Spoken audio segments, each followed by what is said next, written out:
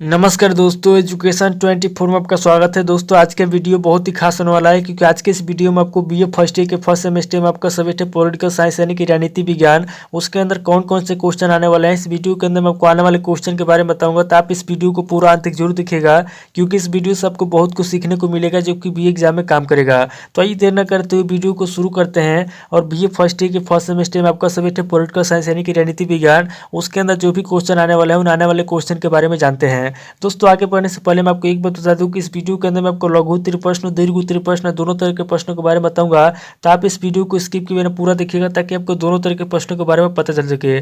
तो आइए तो बिना किसी देरी के हम लोग शुरू करते हैं और सबसे पहले लघु उत्तरीय प्रश्नों के बारे में जानते हैं। तो यहाँ पर दोस्तों लघु उत्तरीय प्रश्नों में पहले प्रश्न की बात की जाए तो यहाँ पर दोस्तों आपका पहला प्रश्न दिया हुआ है, राज्य तथा संघ के प्रशासकीय संबंध को संक्षेप में स्पष्ट कीजिए।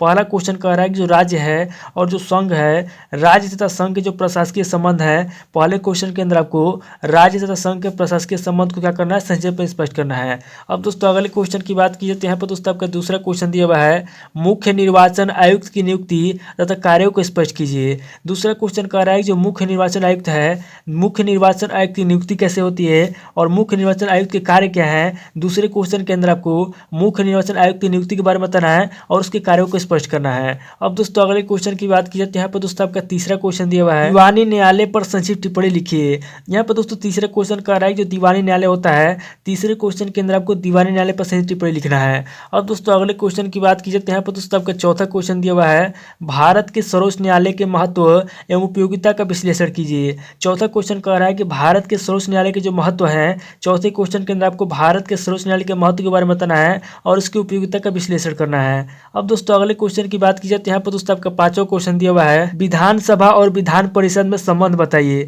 पांचवा क्वेश्चन कह रहा है जो विधानसभा है और जो विधान परिषद है, विधानसभा और विधान परिषद में क्या संबंध है। पांचवें क्वेश्चन के अंदर आपको विधानसभा और विधान परिषद में संबंध बताना है।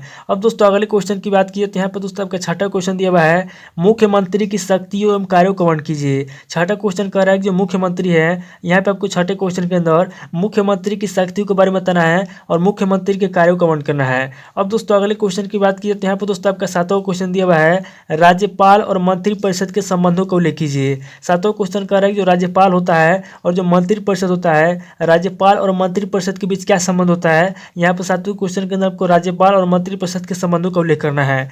अब दोस्तों अगले क्वेश्चन की बात कीजिए तो यहाँ पर दोस्तों आपका आठवां क्वेश्चन दिया हुआ है, धन विधेयक एवं साधारण विधेयक में अंतर स्पष्ट कीजिए। आठवां क्वेश्चन कह रहा है कि धन विधेयक होता है और जो साधारण विधेयक होता है, आठवें क्वेश्चन के अंदर आपको धन विधेयक एवं साधारण विधेयक में अंतर स्पष्ट करना है। अब दोस्तों अगले क्वेश्चन की बात कीजिए तो यहाँ पर दोस्तों आपका नौवां क्वेश्चन दिया हुआ है, प्रधानमंत्री की स्थिति का वर्णन कीजिए। यहाँ पर दोस्तों नौवां क्वेश्चन कह रहा है जो प्रधानमंत्री होता है, नवे क्वेश्चन के अंदर आपको प्रधानमंत्री की स्थिति का वर्णन करना है। अब दोस्तों अगले क्वेश्चन की बात कीजिए तो यहाँ पर दोस्तों आपका 10वां क्वेश्चन दिया हुआ है, भारत के राष्ट्रपति के चुनाव की व्याख्या कीजिए। 10वां क्वेश्चन कह रहा है कि भारत के जो राष्ट्रपति होते हैं, भारत के राष्ट्रपति का चुनाव कैसे होता है। 10वें क्वेश्चन के अंदर आपको भारत के राष्ट्रपति के चुनाव की व्याख्या करना है। अब दोस्तों अगले क्वेश्चन की बात कीजिए तो यहाँ पर दोस्तों आपको 11वां क्वेश्चन दिया हुआ है, राष्ट्रपति की वास्तविक स्थिति को स्पष्ट कीजिए। यानी कि जो राष्ट्रपति की वास्तविक स्थिति होता है, 11वें क्वेश्चन के अंदर आपको राष्ट्रपति की वास्तविक स्थिति को स्पष्ट करना है। अब दोस्तों अगले क्वेश्चन की बात की तो यहाँ पर दोस्तों आपका 12वां क्वेश्चन दिया हुआ है, शोषण के विरुद्ध अधिकार अनुच्छेद 23 और 24 का उल्लेख कीजिए। यहाँ पर दोस्तों 12वां क्वेश्चन कह रहा है कि शोषण के विरुद्ध अधिकार जो अनुच्छेद 23 और 24 है, यहाँ पर दोस्तों 12वें क्वेश्चन के अंदर आपको शोषण के विरुद्ध अधिकार अनुच्छेद 23 और 24 का उल्लेख करना है। अब दोस्तों अगले क्वेश्चन की बात की जाए तो यहाँ पर दोस्तों आपका 13वां क्वेश्चन दिया हुआ है, भारतीय संविधान में मूल कर्तव्यों की सही विवेचना कीजिए। 13वां क्वेश्चन कह रहा है कि जो भारतीय संविधान है, भारतीय संविधान में क्या करना है, मूल कर्तव्यों की सही विवेचना करना है। यानी कि जो भी मूल कर्तव्य है, 13वें क्वेश्चन के अंदर आपको भारतीय संविधान में जो मूल कर्तव्य है उन मूल कर्तव्यों की सही विवेचना करना है। अब दोस्तों अगले क्वेश्चन की बात कीजिए तो यहाँ पर दोस्तों आपका 14वां क्वेश्चन दिया हुआ है, नागरिकता के अर्थ को स्पष्ट कीजिए। यानी कि नागरिकता का क्या अर्थ होता है, 14वें क्वेश्चन के अंदर आपको नागरिकता के अर्थ को स्पष्ट करना है। अब दोस्तों अगले क्वेश्चन की बात कीजिए तो यहाँ पर दोस्तों आपका 15वां क्वेश्चन दिया हुआ है, भारतीय संविधान 1935 के भारत शासन अधिनियम की नकल है, टिप्पणी करें। यहाँ पर दोस्तों 15वां क्वेश्चन कह रहा है कि जो भारतीय संविधान है, भारतीय संविधान 1935 के भारत शासन अधिनियम की नकल है, इसके ऊपर क्या करना है, टिप्पणी करना है।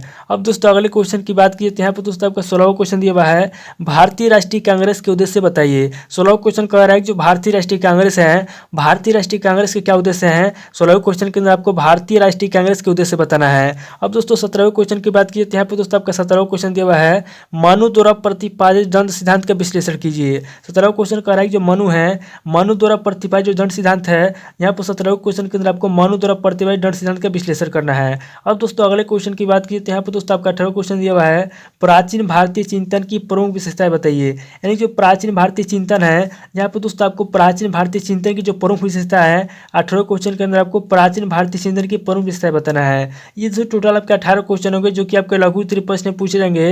अब दोस्तों आगे हम लोग दीर्घ उत्तरीय प्रश्नों के बारे में जानेंगे। तो यहाँ पर दोस्तों दीर्घ उत्तरीय प्रश्न में पहले प्रश्न की बात की जाए तो यहाँ पर दोस्तों आपका पहला प्रश्न दिया हुआ है, भारत में निर्वाचन आयोग के संगठन, कार्यों एवं शक्तियों का वर्णन कीजिए।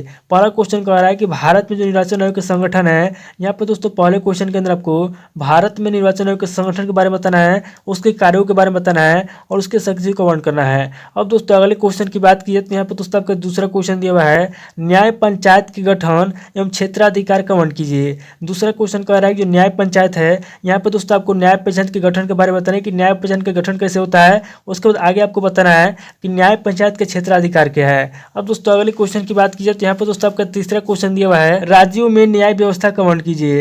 यहाँ पर दोस्तों तीसरा क्वेश्चन कह रहा है कि जो न्याय व्यवस्था है, राज्यों में किस प्रकार का न्याय व्यवस्था होता है। तीसरे क्वेश्चन के अंदर आपको राज्यों में न्याय व्यवस्था का वर्णन करना है। अब दोस्तों अगले क्वेश्चन की बात की जाए तो यहाँ पर दोस्तों आपका चौथा क्वेश्चन दिया हुआ है, विधान परिषद की रचना एवं कार्यों की विवेचना कीजिए। चौथा क्वेश्चन कह रहा है कि जो विधान परिषद की रचना होता है और जो विधान परिषद के कार्य होते हैं, चौथे क्वेश्चन के अंदर आपको विधान परिषद की रचना के बारे में बताना है और उसके कार्यों की विवेचना करना है। अब दोस्तों अगले क्वेश्चन की बात की जाए तो यहाँ पर दोस्तों आपका पांचवा क्वेश्चन दिया हुआ है, राज्य विधानसभा की रचना व कार्यों का वर्णन कीजिए। पांचवा क्वेश्चन कह रहा है जो राज्य विधानसभा होता है, राज्य विधानसभा की रचना कैसे होता है और उसके क्या कार्य होते हैं। पांचवें क्वेश्चन के अंदर आपको राज्य विधानसभा की रचना के बारे में बताना है और उसके कार्यों का वर्णन करना है। अब दोस्तों अगले क्वेश्चन की बात की जाए तो यहाँ पर दोस्तों आपका छठा क्वेश्चन दिया हुआ है, राज्य की मंत्री परिषद का निर्माण कैसे होता है, मंत्रियों के राज्यपाल के साथ क्या संबंध है। छठा क्वेश्चन कह रहा है कि राज्य की जो मंत्री परिषद होता है, राज्य की मंत्री परिषद का निर्माण कैसे होता है और जो मंत्री होते हैं, मंत्रियों के राज्यपाल के साथ क्या संबंध होता है। यहाँ पर दोस्तों आपको छठे क्वेश्चन में बताना है कि राज्य की मंत्री परिषद का निर्माण कैसे होता है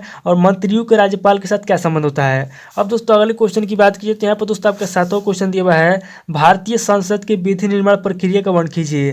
सातवां क्वेश्चन कह रहा है कि जो भारतीय संसद की विधि निर्माण प्रक्रिया है, सातवें क्वेश्चन के अंदर आपको भारतीय संसद की विधि निर्माण प्रक्रिया का वर्णन करना है। अब दोस्तों अगले क्वेश्चन की बात की जाए तो यहाँ पर दोस्तों आपका आठवां क्वेश्चन दिया हुआ है, भारत के प्रधानमंत्री की शक्तियों और कार्यों का वर्णन करते हुए उसकी वास्तविक स्थिति प्रकार डालिए। आठवां क्वेश्चन कह रहा है कि जो भारत के प्रधानमंत्री हैं, यहाँ पे आपको भारत के प्रधानमंत्री की शक्ति के बारे में बताना है और उनके कार्यों का वर्णन करते हुए क्या करना है, प्रधानमंत्री के कार्यों का वर्णन करते हुए उनकी वास्तविक स्थिति प्रकार डालना है। अब दोस्तों अगले क्वेश्चन की बात की जाए तो यहाँ पर दोस्तों आपका नौवां क्वेश्चन दिया हुआ है, संविधान संशोधन सब क्या समझते हैं, क्या मूल अधिकारों को संशोधित किया जा सकता है, नीतिवादों की सहायता समझाइए। नौ क्वेश्चन कह रहा है जो संविधान है, संविधान संशोधन सब क्या समझते हैं। सबसे पहले आपको बताना है कि संविधान संशोधन क्या होता है, संविधान संशोधन सब क्या समझते हैं। उसके बाद आगे आपको बताना है कि जो मूल अधिकार है, क्या मूल अधिकारों को संशोधित किया जा सकता है। और आगे कह रहा है कि नीतिवादों की सहायता बताइए, यानी कि आप जो कुछ भी समझते हैं यहाँ पे आपको अपना विचार लिखना है, आपको अपना मत लिखना है। अब दोस्तों अगले क्वेश्चन की बात की तो यहाँ पर दोस्तों आपका 10वां क्वेश्चन दिया हुआ है, नागरिकता से आपका क्या तात्पर्य है,